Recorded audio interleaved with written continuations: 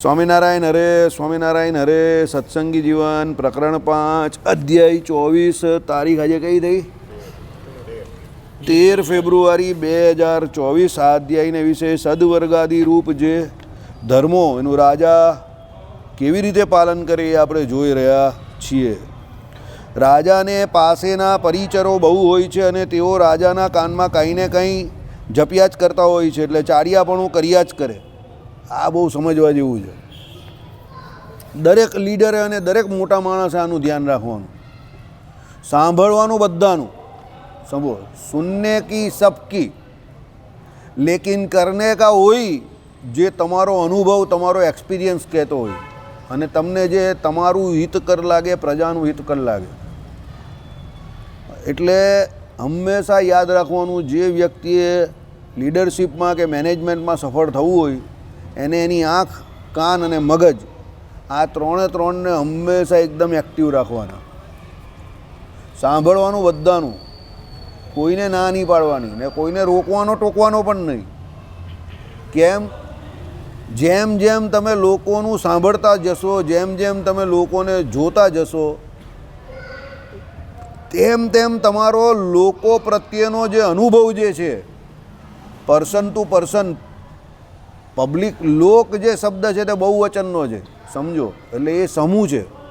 પણ એક એક વ્યક્તિને તમે જ્યારે સાંભળશો અને એમના જે કોઈ ઓપિનિયન એટલે મતને તમે જાણશો અને પછી તમે એની ઉપર વિચાર કરશો તો તમને એક એક વ્યક્તિની જે ઇન્ડિવિજ્યુઅલ પર્સનાલિટી છે તેને વિશે ખ્યાલ આવશે કે આ વ્યક્તિ કઈ કક્ષાનો છે, કેવું વિચારી શકે છે અને એના જે વિચારો જે છે તે રાજ્યને કે મને કેટલા વફાદાર છે, કેટલા હિતકર છે, કેટલા અહિતકર છે. એટલે સાંભળવાનું બધાનું, સાંભળવાનું, જોવાનું પણ બધે, નજર બધે રાખવાની, પણ કરવાનું કયું જે તમને પોતાને હિતકર, રુચિકર લાગે તે. બાકી બીજાના કહેવા પ્રમાણે જો તમે કરવા માંડો તો જય સ્વામિનારાયણ, કામ તમામ થઈ જાય તમારું. બરાબર? એટલે તેઓનું વચન સાંભળીને તત્ક્ષણ જ કિંચિત પણ કાર્ય ભૂપતિ ન જ કરે. જો આવી ગયું ને, એ લોકો કહે કે આ કરવા જેવું છે આમ તેમ, તો તરત ન કરવાનું. બરાબર? અહીંયા આપણે, મને પણ ઘણા લોકો ઘણું બધું કહે, આમ કરી નાખીએ, પેલું કરી નાખીએ, ફલાણું કરી નાખીએ, ઢીકણું કરી નાખીએ. આપણે સાંભળવાનું બધાનું. કેક ઉત્સવવાળા પણ આવેલા ને, બરાબર? કરવાનું કયું જે શાસ્ત્રમાં કહ્યું હોય, એવરીથિંગ ઇઝ ગુડ, બેસ્ટેસ્ટ, તો કરવાનું. બરાબર?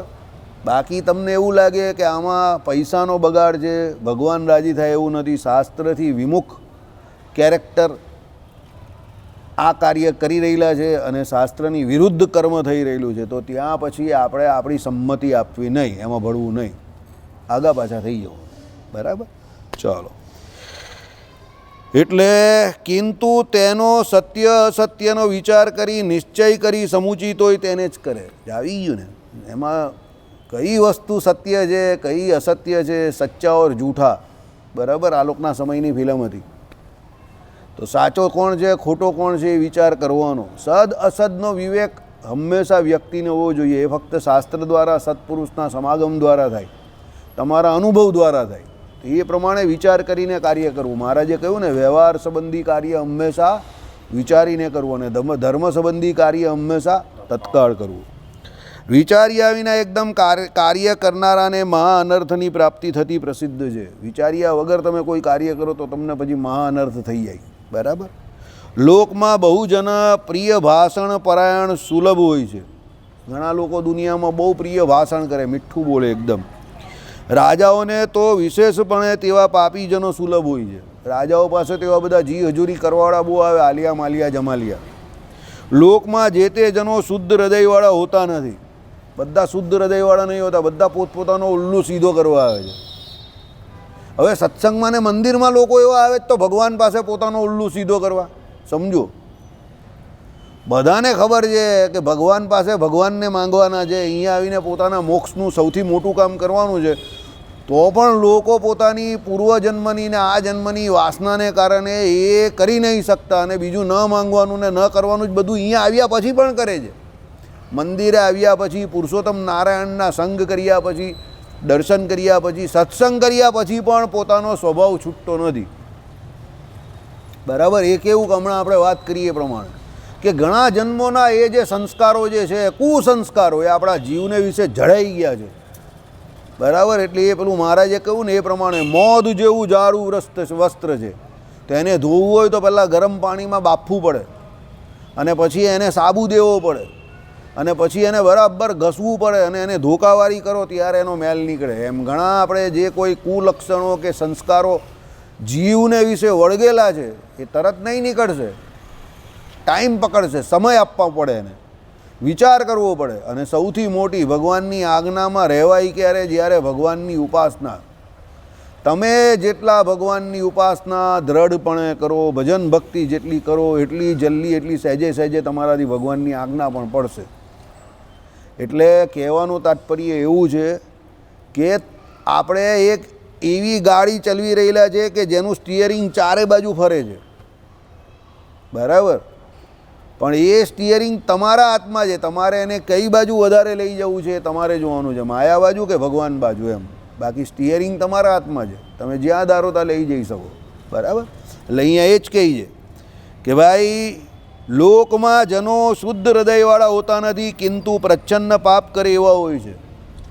પ્રચ્છન્ન પાપ, પ્રચ્છન્ન પાપ એટલે બહુ મોટા છીપાઈને બહુ મોટા મોટા પાપ કરે, અને બોલે બહુ મીઠું, પણ અંદરથી તો એવું હોય કે આને ગમે ત્યારે ચાન્સ મળે પાડી નાખું.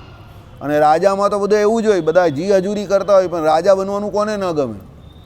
એટલે ઇતિહાસમાં એવા ઘણા બધા રાજાઓના ઉદાહરણ છે જે લોકો ષડયંત્રનો શિકાર બન્યા, અને એને એના જ મંત્રી આદિ કે એની જ પ્રજામાંથી કોઈ એકે કે એના ઘરના જ કોઈ માણસે મારી નાખ્યા. અને પછી એ લોકો, એવું નહીં કે ભારતની બહાર ઇટલી ફિટલીમાં બધા આવા બધા બહુ છે, મિશ્રમાં પણ આવું બધું બહુ થયું છે. ઘણી બધી હિસ્ટ્રીઓ આવે, કારણ કે હું ગયા વર્ષ સુધી ભણાવતો હતો અમુક છોકરાઓને ને એને, તો બધી એ લોકોની હિસ્ટ્રીમાં ને ઇંગ્લિશના લેસનમાં આવતું હતું કે આ રાજા આ સદીમાં થયેલો ને એની જોડે આવું થયેલું ને એની જોડે કંઈક આ પ્રમાણે એમ કે કોઈએ કંઈ ગદ્દારી કરેલી ને એની હત્યા કરી નાખેલી ને એનો પેલું મમ્મી સાચવેલું ને એવું બધું હતું ને. અંગ્રેજીમાં તમારા 12માં જ આવતો હતો લેસન, અને એનું મમ્મી હતું પેલું, અને એ મમ્મીના દર્શન થયા ને પછી કોઈએ ખોલેલું ને પછી એનું એ કર્યું ને પુરાતત્વવાળા એને આ ને તેને બધું હતું ને. એક લેસન હતું તમારા અંગ્રેજીમાં જ.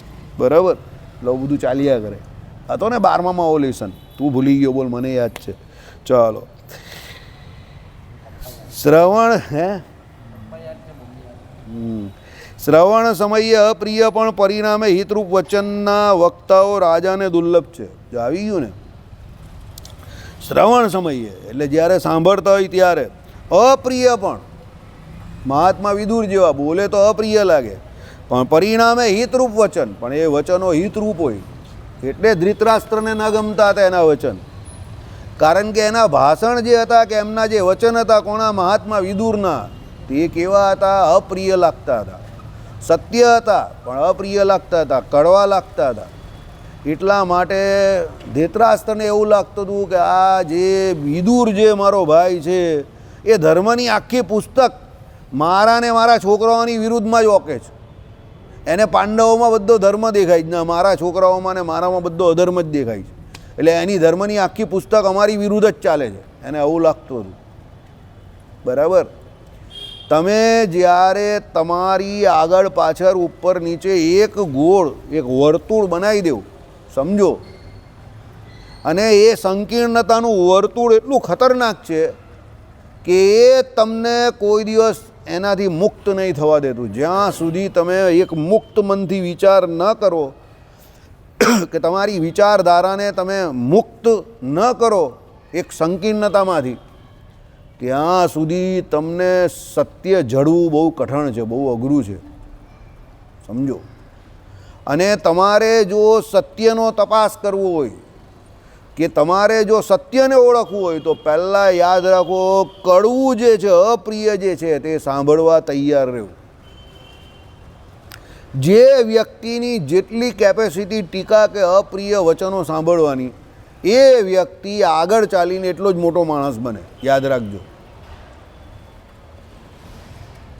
જેની જેટલી કેપેસિટી વધારે ટીકા સાંભળવાની, અપ્રિય વચનો સાંભળવાની, કડવા શબ્દો સાંભળવાની, નિંદા સાંભળવાની, જેટલી કેપેસિટી વધારે એટલો મોટો માણસ બને.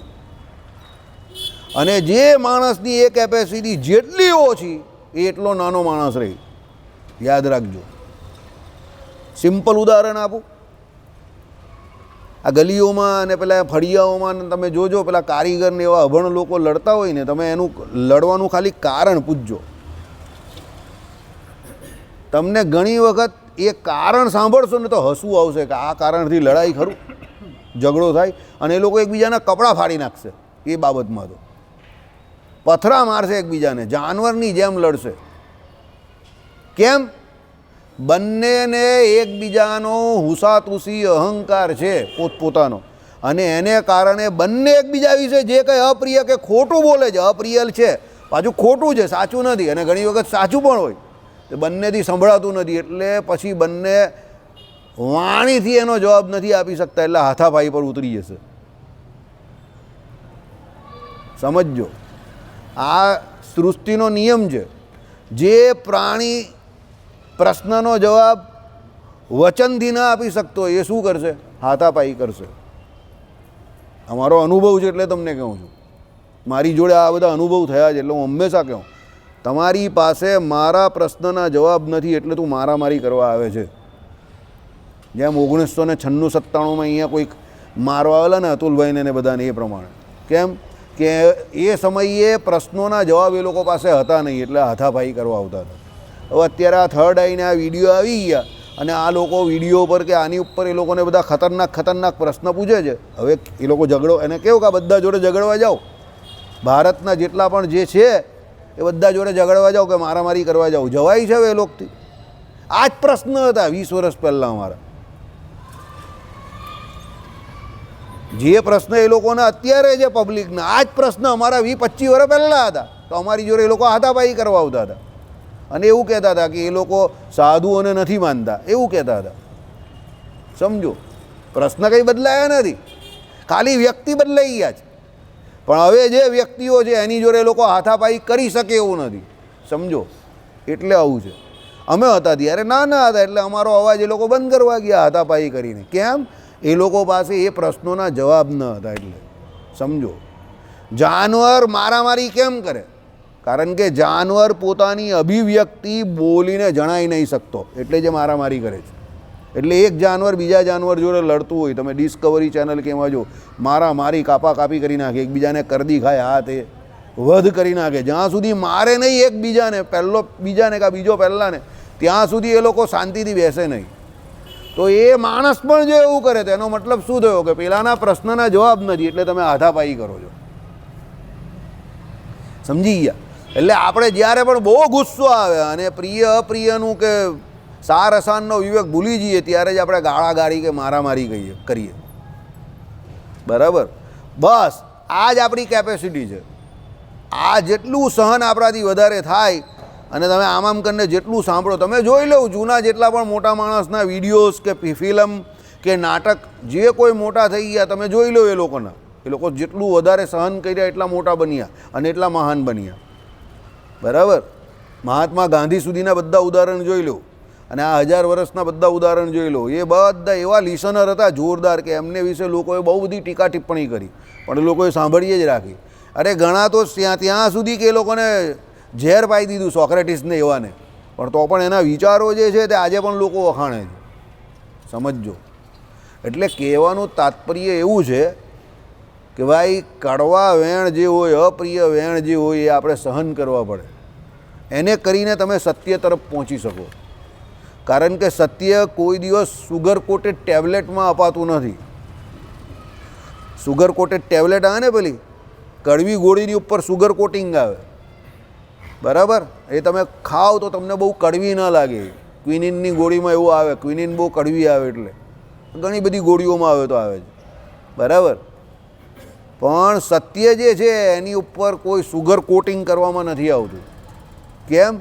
સત્ય જેવું છે તેવું ને તેવું જ છે, પણ આપણે ઘણી વખત એ કડવું એટલે લાગે છે કારણ કે આપણે એ પસંદ હોતું નથી. પણ તમે એનો જો સ્વીકાર કરવા માંડો, આજથી જો એનો કડવા સત્યનો સ્વીકાર કરવા માંડો તો one day you will become a great man. મહાન વ્યક્તિઓએ એના જીવનમાં હંમેશા કડવા સત્યને પચાવ્યું છે અને કડવા સત્ય એ લોકો પોતે પોતાના જીવનમાં અમલમાં મૂકી શકતા હતા અને એ કડવું અને સત્ય બોલી શકતા હતા. સમજજો, એટલે એ મહાન બન્યા. એ લોકો ઇન્ડિવિજ્યુઅલ વ્યક્તિ પર નહીં બોલતા હતા, પણ સમજજો, સત્યમ બ્રિયાત પ્રિયમ બ્રિયાત જે કહ્યું છે તે લોકો પ્રિય વચન સત્ય બોલવાનું ભગવાને કહ્યું છે. ધર્મ પણ એ જ કહે છે કે પ્રિય બોલો, પણ એ લોકો કોઈ વ્યક્તિને નહીં કહેતા હતા, એ લોકો આખા સમાજને કહેતા હતા કે આ સત્ય છે. બરાબર. પછી લોકોને ગમે ન ગમે એ તે સમયના તે લોકોની અને પબ્લિકની વાત છે. એટલે અહીંયા એ જ કહ્યું છે. શું? રાજાને સમીપે અપ્રિય હિત પણ કહેવા કોણ સમર્થ થાય? કોણ કે એવું? બધાને એવું હોય કે હું કંઈ બોલીશ તો રાજા વાજાને વાંદરા. કોઈ પણ નહીં. સર્વ કોઈ સ્વાર્થ પર હોવાથી પ્રિય ભાષણ કરીને રાજા થકી પોતાનો અર્થ સાધવા ઈચ્છે છે. બધા મીઠું મીઠું બોલે અને બધા આપણા ઉલ્લુ સીધો કરવાની, આપણા પપલું ફિટ કરવાના ચક્કરમાં હોય. એટલે રાજાને કોઈ સત્ય તો બતાવે નહીં, ઉલટી મીઠી મીઠી વાત કરે અને સત્યથી દૂર રાખે. સમજો, કારણ કે રાજાને સત્ય ખબર પડે તો એ પ્રોમ્પ્ટ અને ક્વિક એક્શન લે, તો એ એક્શન લે તો એમાં એ આજુબાજુના જ ઉડી જાય પહેલાં. એટલે એને તો બધું રોજીને ગુડી પિક્ચર જ બતાવવું પડે. બહુ સરસ બધું, રાજા પ્રજા બહુ સારી, બહુ સુખી છે. દાખલા તરીકે અહીંયા મોદી સાહેબ આવે, રોડ રસ્તા કેવા સાફ થઈ જાય છે, વીઆઈપી રોડ કેવો સાફ થઈ જાય છે, કાર્પેટિંગ થઈ જાય આખું નવું કાર્પેટિંગ. હા, આમ સ્મૂથલી નીકળે બધું, એવું કેવું થઈ જાય, રાતોરાત થઈ જાય. હા, અત્યારે અહીંયા ચાલવે તો શું થાય, એના બી મણકા ખસી જાય બધા કરોડો. હા, સમજી ગયા? કેમ? રાજાને કોઈ દિવસ કોઈ સત્ય બતાવવા તૈયાર નથી, તે બધાની નોકરીઓ જાય. સાહેબ જો અમે તો બહુ વિકાસ કરી નાખ્યો. હા, એમાં ફેરવે. સાહેબ બહુ મસ્ત રોડ છે એકદમ. लालू प्रसाद यादव कहते तो ने हमने बिहार की सड़कों को हेमा मालिनी के गाल जैसे बना दिया. तो आ बात धर्मेंद्र मुक्को बताइयो, लालू घबरायो कि आ बात मुक्को का बताए कि उसमें मेरी वाइफ के गाल क्यों को बीच में लाया है लालू. धर्मेंद्र એટલે પછી लालू माफी मांगनी पड़ेगी. मेरा कहने का मतलब ऐसा था कि सड़कें बहुत अच्छी बना दी हमने पटना का, तो पेलो कहीं बीच में हेमा मालिनी को क्यों लाया? धर्मेंद्र कहीं હકીકત છે, નોટ જોકિંગ. આ તમને કહેલું એને, હું હકીકત કહું છું. એની જ્યારે સરકાર હતી ને, રાજદની સરકાર હતી ને બિહારમાં, ત્યારની વાત છે कि हम बिहार की सड़कों को हेमा मालिनी के गाल जैसे बना देंगे. એ ધર્મેન્દ્ર भी परेलो थी, हेमा मालिनी પણ અકળાઈ ગયેલી. કેમ કે ऐसे એમ કે किसी भी एम के नारी के बारे में ऐसे एग्जाम्पल देना किसी भी नेता के लिए કે શોભનીય નહીં. એટલે તમને ન બોલતા ફાવતું હોય તો ન બોલવું જોઈએ. જાહેરમાં એવા લવાડા થોડા થાય. બરાબર. ચાલો, મને આવું બહુ યાદ રહી છે. હું પેપર વાંચું ને એ તો ખુશ જ થાય એ લોકો તો. હવે લાલુનું શું હતું ખબર? લાલુ માણસ થોડો વિકૃત ને વ્યંગાત્મક, એનું બોલવાનું થોડું વ્યંગમાં હોય. સમજો, એટલે જે હોય તે, પણ રાજનીતિમાં એ જ્યાં સુધી એક્ટિવ હતો ત્યાં સુધી એની નોંધ લેવાતી હતી. સમજો? હા, બરાબર, એની નોંધ લેવાતી હતી. હવે અત્યારે તો બિચારાના બધા 78 ઢીલા રહી ગયા છે. ચાલો, એટલે શું કહ્યું કે ભાઈ, તેથી રાજાને ભવિષ્યમાં થનારા અનર્થને, પેલા બધા મીઠું મીઠું બોલીને પોતાનો સ્વાર્થ સિદ્ધ કરવા જાય તો રાજાને શું છે? રાજાને ભવિષ્યમાં થનારના અનર્થને તે ગણતો જ નથી. રાજાને એમ કે બધું સારું જ છે ને, બધા સારું સારું કહી જાય, મીઠું મીઠું કહી જાય, આપણે સાંભળ્યા કરો ને મોજ કર્યા કરો, પ્રજા સુખી જ છે, બધું સુખી જ છે. પણ એકચ્યુઅલી એવું નથી, પ્રજામાં રોષ છે. બરાબર. તો તેવા અપ્રિય હિત વચનને કહેનારો દુર્લભ છે.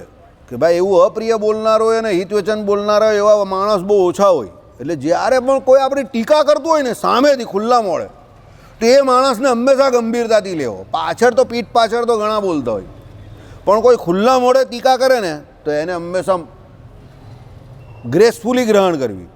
કેમ? એ માણસ દિલ્લો સાફ છે. સમજો? અને એ તમને તમારી સામે તમારી નબળાઈ કહી છે, એટલે એનામાં એ હિંમત છે બોલવાની, બીજા નથી બોલતા. એટલે એને એનું કોઈ પ્રિય કામ તમારી પાસે કઢાવવું નથી. જો એને એનું કોઈ પ્રિય કામ તમારી પાસે કઢાવવું હોય તો એ કોઈ દિવસ તમારી સામે ટીકા કરશે નહીં, તમારી કે તમારા કામની. એ તમારી જોડે મીઠી મીઠી વાત જ કરશે. એટલે પીઠ પાછળ જે વ્યક્તિ બોલતા એ તો નકામા છે, એ તો નિંદાખોર છે. પણ સામેથી આવીને જે કંઈ કે એ બરાબર છે, એક્ઝેક્ટલી રાઈટ. દાખલા તરીકે વિરાટ કોહલી, તો વિરાટ કોહલીની કેપ્ટનશીપ લઈ લીધી તો બધા ટીવી પર લવારા કરતા હતા, મોટા મોટા એન્કરોને, આમને તેમને, ફલાણું ને ઢીમકું ને, બરાબર. ખાલી એક મહેન્દ્રસિંહ ધોની એક એવો ખેલાડી હતો, એણે સીધો વિરાટ કોહલીને કંઈક મેસેજ છોડ્યો. શું મેસેજ છોડ્યો કોઈને નહીં ખબર. વિરાટ કોહલીએ પછી પાછળથી એ વાતનો જવાબ આપ્યો कि MS धोनी के सिवा जिसने भी जो कुछ बोला वो मुझे डायरेक्ट आके नहीं बोला कि तुमने ये अच्छा नहीं किया या गलत किया. वो सब मीडिया में जाकर सब बोल रहे थे. अब आप मीडिया में जाके मेरे बारे में या किसी भी टीम के बारे में कुछ बोलोगे, कोई डिसीजन BCCI ले उसके बाद में, तो इसका कोई मतलब नहीं है. आपको अगर मेरा इतना ही हित पसंद है तो आप सीधा डायरेक्ट मैन टू मैन बात करो, मुझसे बात करो. बराबर. આ બધા શિષ્ટાચારના ભાગ છે કે તમારે કોઈ વ્યક્તિનું હિત વિચારવું હોય, સમજો, અંગત હિત વિચારવું હોય તો એ પણ તમે એને અંગત કહો. દાખલા તરીકે હું સાહેબ જોડે વાત કરું, સાહેબ મારી જોડે વાત કરે, ઘણી વખત થાય, અત્યારે તો ઓછી થાય, પહેલાં કોરોના, તો જે વાત થાય 1 કલાક કેવી, તો જે વાત અમે એકબીજા વિશે કરીએ તો એ અંગત વાત હોય તો અમે બંને બહુ બિંદાસ વાત કરીએ, સ્વતંત્રપણે મુક્ત વિચાર રજૂ કરીએ એકબીજાના, સમજો. પણ એ અમારી અંગત વાત છે, એ અહીંયા રજૂ ન કરાય. આઈડિયા આવ્યો? કંઈ સમજ પડે જ તમને? આ શિષ્ટાચાર છે.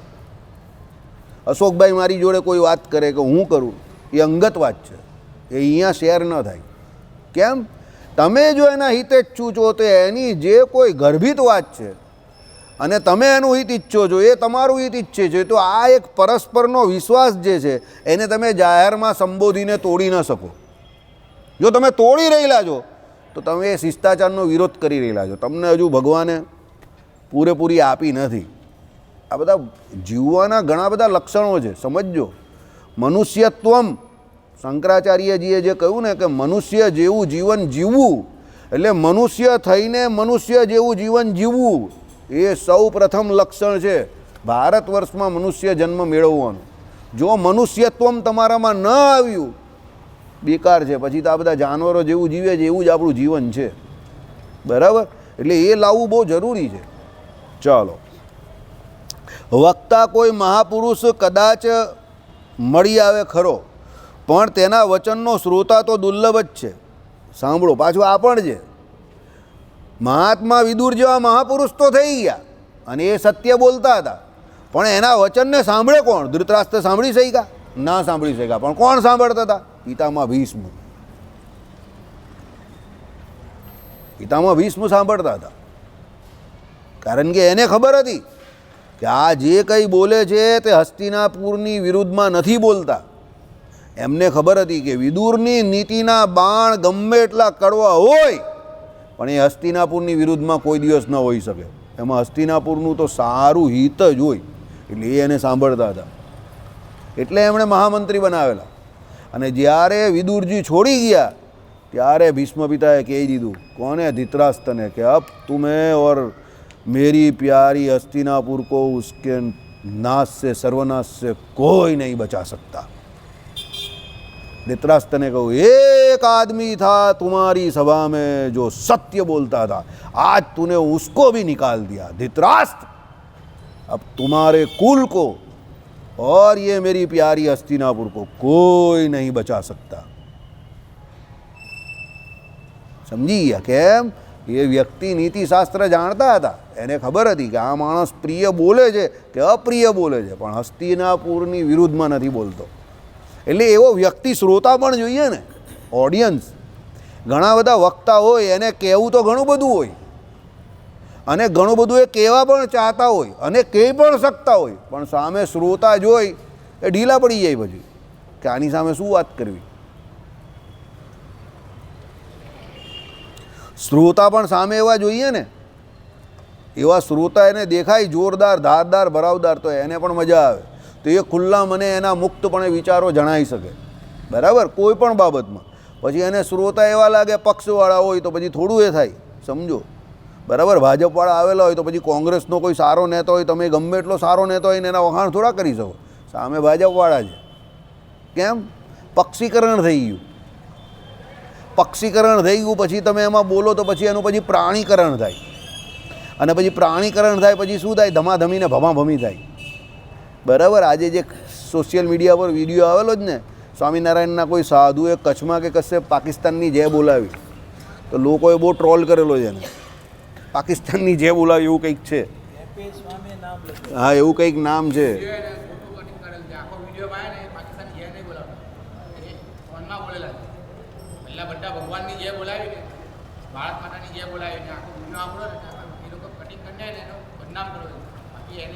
એને મોફ કર્યો હશે એટલે મેં તો જોયો નથી, પણ મેં સાંભળો હજુ મેં જોયો નથી વિડીયો. જે હોય તે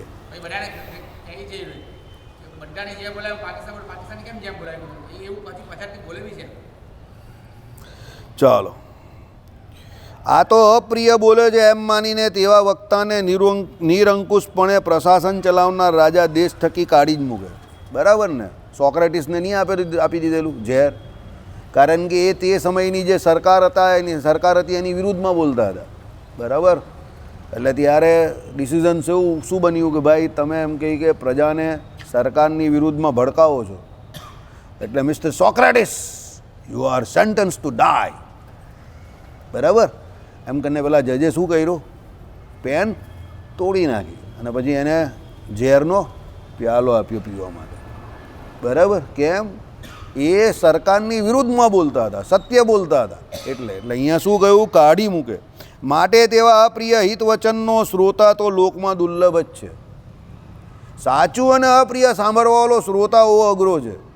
વક્તા તો કદાચ કોઈ મળી જાય, પણ એવો શ્રોતા અઘરો છે. એટલે તો તમને કહું, કોઈ મહાન વ્યક્તિ હોય તે જ આવા અપ્રિય વચનો, દુષ્કર વચનો હોય પણ એને સત્ય માનીને સાંભળ્યા કરે, અને એ જેટલું સાંભળે ને જેટલું પચાવે એટલો એ મહાન થાય. સમજજો.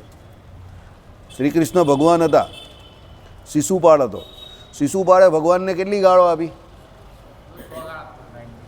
બધી ખોટી આપેલી. એમાં કોઈ ભગવાનને કંઈ લાગતું ઓળખતું હતું જ નહીં એ બાબત જોડે. પણ એ પરમાત્મા પુરુષોત્તમ નારાયણ એમણે વચન આપેલું, એમની માસી કે ફોઈ કોને હતી?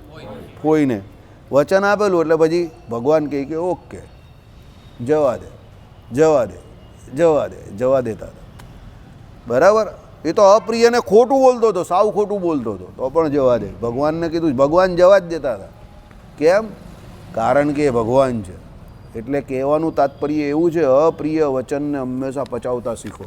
પેલો અમારા એક માસ્ટર કહેતા હતા, તમારું ડાયજેશન સૌથી વધારે પાવરફુલ ક્યારે કહેવાય કે તમે સત્યને પચાવી શકો. Because truth is always bitter, mister Vasudev આવું કહેતા હતા. બરાબર? ચાલો.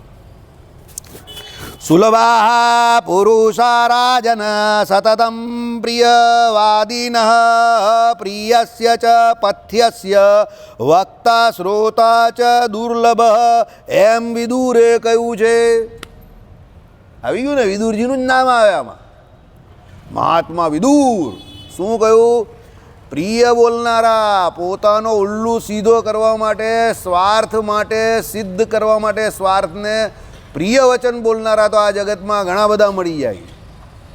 પણ અપ્રિય વચન બોલનારા અને અપ્રિય વચન સાંભળનારા એ બંને દુર્લભ હોય છે. કેમ? એનો અકાળ છે. કોઈને સત્ય સાંભળવું નથી. હમણાં કેમેરો ચાલુ છે એટલે બાકી એ અમુક કેરેક્ટર એવો હોય ને કે તમારે એના ઘરમાં ખોટા ખોટા પણ વખાણ જ કરવા પડે. હવે એ કોણ છે એ મારે નહીં કહેવું, પણ દરેકના ઘરમાં હોય. તમારે એના ખોટા ખોટા વખાણ કરવા પડે. જો તમે એના વખાણ ન કરો, ઢાંટાણા પિક્ચર ચાલુ. બરાબર? નામથી હું ન કહી શકું, પણ કેરેક્ટર હોય જ. નિલેશભાઈ સાચા હશે જ એટલે નિલેશભાઈ સમજી ગયા. ચાલો.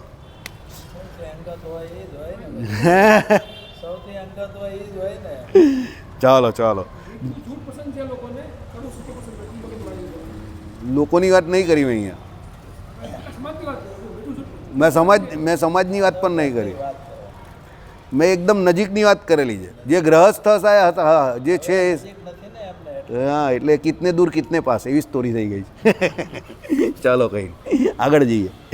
જે આજે ને ગ્રહસ્થ હોય ને, ગ્રહસ્થ જેવો સહનશીલ માણસ કોઈ નહીં. મેં તમને કહ્યું નહીં હતું, નવરાત્રિમાં એક બેન ગરબા રમતા હતા. બરાબર? અને જોરમાં ગરબા રમ્યા, 4 કલાક ગરબા રમ્યા, અને એમનું છોકરું જે હતું, બાળક જે હતું, તે એમને એમના પતિને આપી દીધું. બરાબર? તો 4 કલાક પછી કહ્યું એમણે કે હું કોણ? તો સહનશીલતાની શું કીધું? ના, હું સહન શક્તિ, ના હું શક્તિ, શક્તિનું રૂપ ને નવદુર્ગા એટલે માં, એટલે હું એમ કે કોણ? તો શક્તિ સ્વરૂપા. 4 કલાક સુધી હું રમી. તો પેલા પતિ કહે કે તું શક્તિ, તો હું કોણ? સહન શક્તિ. કારણ કે 4 કલાક મેં તમને બંનેને સહન કરી રહ્યા. એટલે બિચારાએ સહન જ કરવાનું હોય. આ પુરુષ નહીં, મહાપુરુષો. મહાપુરુષો તમારે જબરજસ્તી મહાપુરુષ બનવાનું ના થાય. ગ્રહસ્થ જીવનમાં સહન શક્તિ બહુ જરૂરી છે. સમજો, આમાં પેલું મહારાજનું વાક્ય યાદ રાખવાનું, ભીમસેન જેવા દાડા દેનારા તો ઘણા મરી જાય, પણ યુધિષ્ઠિર જેવા સમજણ, એ સમજણવાળો હોય એનું ટકી જાય. બરાબર? એનું મિસમેચિંગ હોય તો પણ ટકી જાય. સમજો, ઘણા લોકો એવું કહે કે બંનેનું મેચિંગ બહુ જોરદાર છે. મેચિંગ કોઈ દિવસ હાઇટ, બોડી કે રૂપનું ન જોવાય. મેચિંગ સ્વભાવનું જોવાનું, કે એક ગરમ થાય તો બીજું ઠંડુ પડી જાય, ને એક ઠંડુ થાય તો બીજું ગરમ થઈ જાય. બંને એકબીજાનું સાચવી શકે એવા હોય જાહેરમાં, ત્યારે એ મેચિંગ કહેવાય. બાકી બધા મિસ મેચિંગ ને પછી તૂટે. બરાબર? ચલો આગળ જઈએ, આપણો વિષય નથી. જે હોય તે ભગવાન બધાનું હિત કરે. જે પુરુષ તો પરહિત એક પરાયણ મહામનવાળો હોય ને રાજાને અપ્રિય છે, આ પ્રિય છે એવો ભેદ છોડી દઈને રાજાનું આમાં જ હિત છે એમ અવધારીને આરંભમાં અપ્રિય જણાતા પણ પરિણામે હિતકારી થનારા વચનોને કહે છે. તેવા જનથી જ રાજા સહાયવાન થાય છે. આવી ગયા મહાત્મા વિદુર જે હતા ને, એ પ્રિય અપ્રિય જોતા જ નહીં હતા. એ હસ્તિનાપુરનું હિત જેમાં થાય એ જ કહેતા હતા. બરાબર? બીજા કેવળ પ્રિય વાક્યના વક્તા પુરુષથી સહાયવાન થતા નથી. જે ખાલી પ્રિય બોલનારા હોય, તમારું સારું સારું બોલે, એ કોઈ દિવસ સહાયવાન થતા નથી રાજાને. હવે અહીંયા આપણે થોડુંક એડ કરીએ. આપણે કહીએ ને કે ભાઈ આપણે રાજાનું જે છે એમાંથી આપણે શું શીખવાનું એ પણ આપણે શીખી જ લેવાનું. ચાલો, રાજાને અત્યારે કોરાને મૂકો, તમે તમારી જાતને વચ્ચે મૂકો, આપણે શું શીખવાનું આનાથી? તો યાદ રાખજો, અશોકભાઈએ કહ્યું એ પ્રમાણે. આમાં હું અશોકભાઈ જોડે એગ્રી છું. થોડાક બહાર નીકળીએ ઘરની પણ. જે વ્યક્તિ પોતે તમારી જોડે હંમેશા મીઠું ભાષણ બોલે છે, તમને જે ગમે એ જ બોલે છે, સમજજો એનો સ્વાર્થ જે દિવસે તમારાથી સિદ્ધ થતો હશે, અત્યારે ત્યાં સુધી મીઠું બોલશે. જેવો એનો સ્વાર્થ સિદ્ધ થતો બંધ થશે, એ જ વ્યક્તિ, એનો એ જ વ્યક્તિ જાહેરમાં તમારી બધા સામે ટીકા કરશે. હવે એનામાં તો કંઈ નથી ને, આમ છે ને તેમ છે ને. કેમ? એ ચાડિયાપણું કરવું, પોતાનો ઉલ્લુ સીધો કરવો, એ સ્વાર્થપણું, એ એનો બેઝિક નેચર છે. એ જવાનો નથી, એ કોઈ દિવસ ન જાય. એટલે જે તમારું બહુ પ્રિય બોલે છે અત્યારે, બી અવેર ઓફ ધેટ ડોગ્સ. કારણ કે એ તમારી સામે કે બીજા સામે પણ તમારું સારું કેમ બોલે છે, એનો ઉલ્લુ સીધો કરવા, એના સ્વાર્થને લઈને બોલે છે. સમજી ગયા? પણ જે તમારી સામે પણ એમ કહે છે કે નહીં વાસુદેવ, આ ખોટું છે, આ બરાબર નહીં લાગ્યું મને, આ ના થવું જોઈએ, તો સમજજો એને તમારા પ્રત્યે કોઈ સ્વાર્થ નથી. પણ એને તે સમયે જે સાચું લાગ્યું એ એણે કહી દીધું.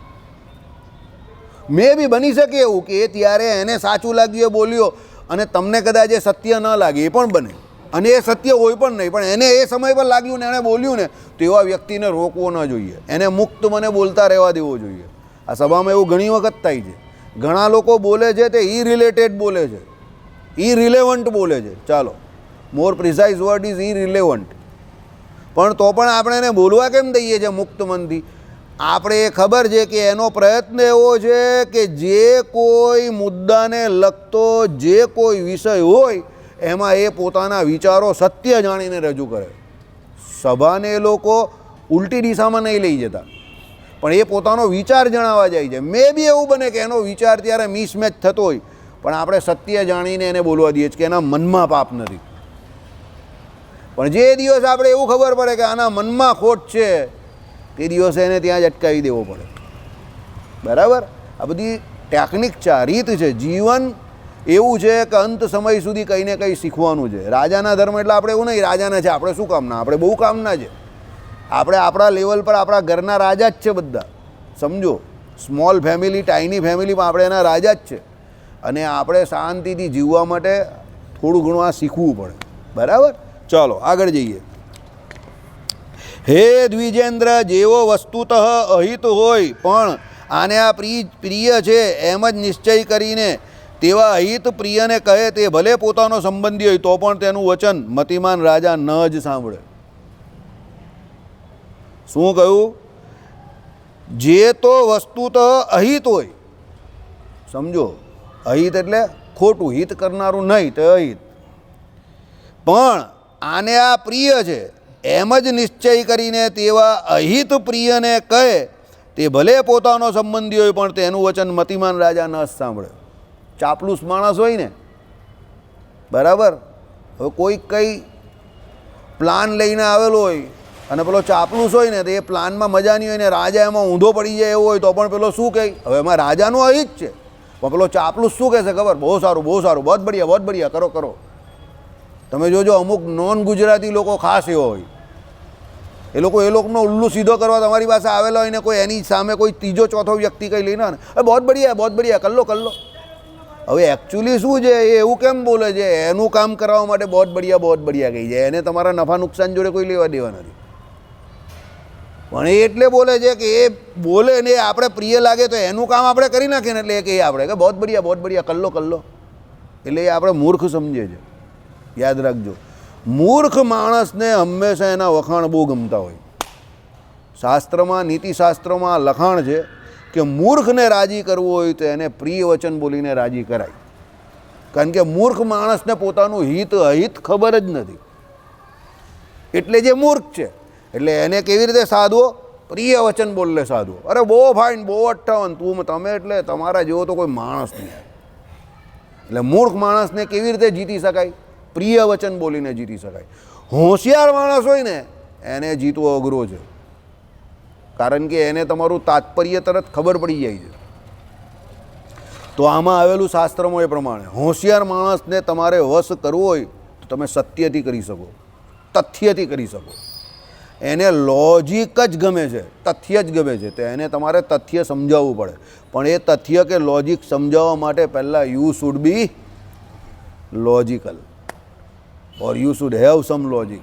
તમે લોજિકલ હોવ તો તમે એ સામેવાળાને લોજિક સમજાવી શકશો. તમારી પાસે તથ્ય હશે તો સમજાવી શકશો, નહીં તો જય સ્વામિનારાયણ.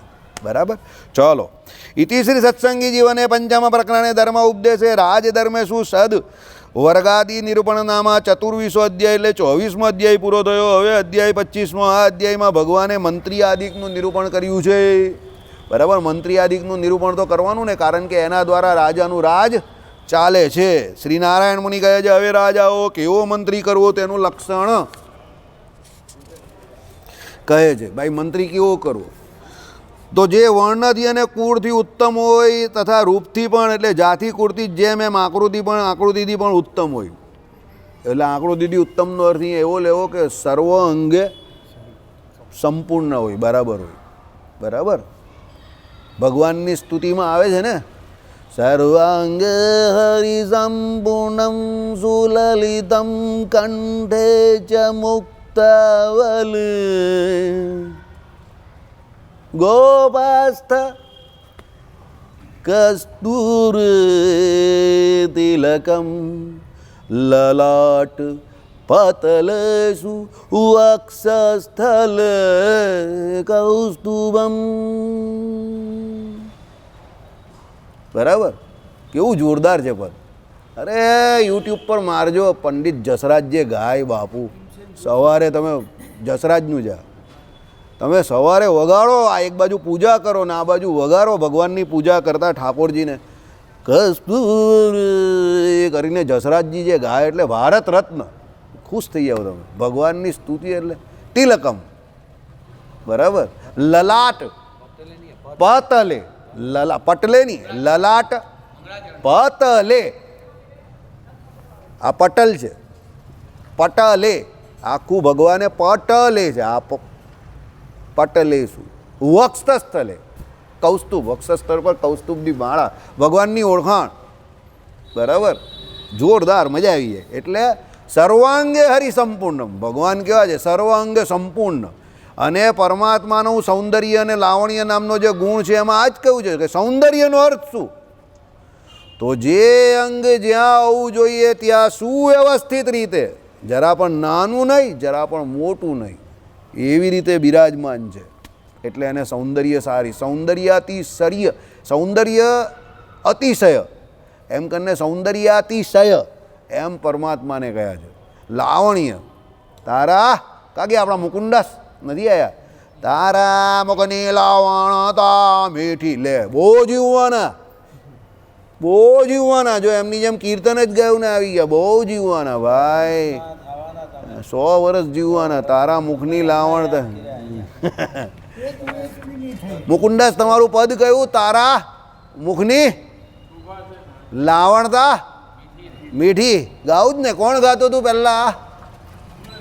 હા, તમે લોકો અહીંયા ગાતા હતા ને? કોની સભામાં ગાતા હતા અહીંયા? હા બરાબર, એમનો રાગ આ હતો. એટલે એમનો આ એમનો રાગ હતો. આ મેં જે હમણાં ગાયું તે એમનો રાગ હતો.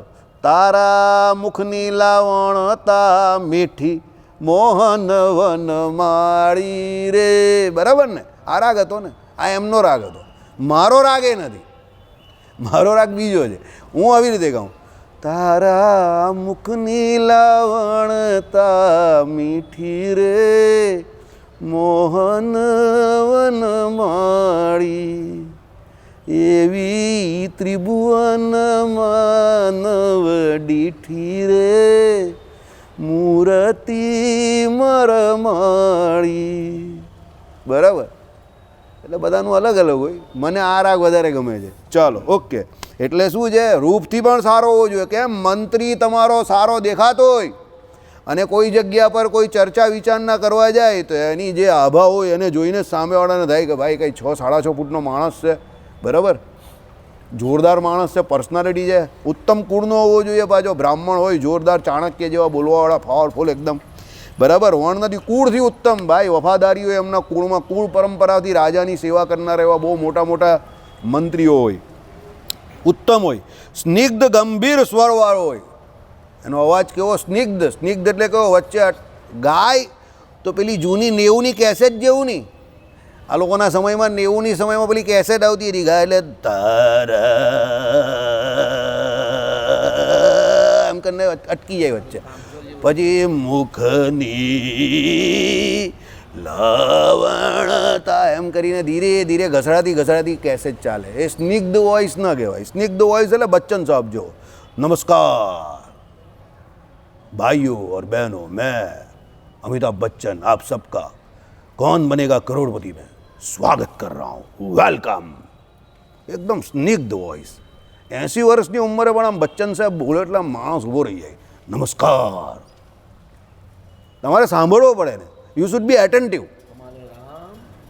મોદી સાહેબ બી જાય આપણા 11 દિવસનો ઉપવાસ તો પણ આમ બોલે હમારે રામ आ गए,